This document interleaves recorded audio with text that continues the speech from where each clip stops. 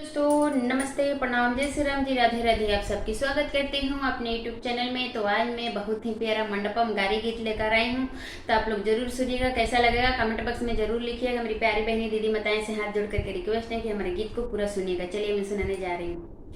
एक यरी में साग पात, एक यरी में भाटा, नमस्ते टाटा जी। एक यरी में साग पात, एक यरी में भाटा, नमस्ते टाटा जी। दुल्हे के बहनी गैली भाटा तुरे, उनकरे गड़ गईले कांटा, नमस्ते टाटा जी। अरे उनकरे गड़ गईले कांटा, नमस्ते टाटा जी।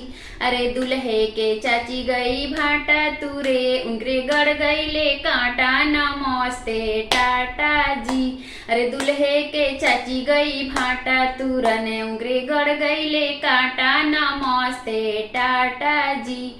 एक यरी में साग पात, एक यरी में भाटा, नमस्ते टाटा जी।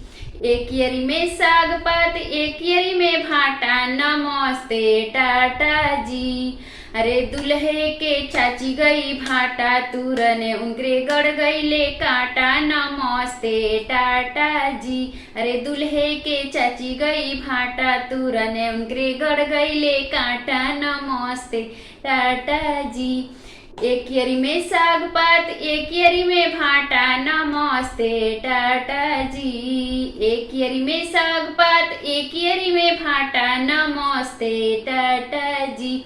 अरे दुल्हे के मम्मी गई भाटा तुरने, उनकरे गड़ गईले कांटा, नमस्ते टाटा जी।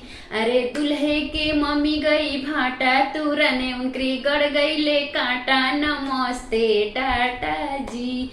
एक यरी में साग पात, एक यरी में भाटा, नमस्ते टाटा जी। एक यरी में साग पात, एक यरी में भाटा, नमस्ते टाटा जी।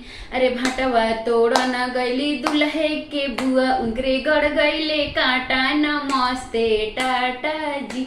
अरे भटवा तुरन गली दुल्हे के बुआ, उनकरे गड़ गईले कांटा, नमस्ते टाटा जी।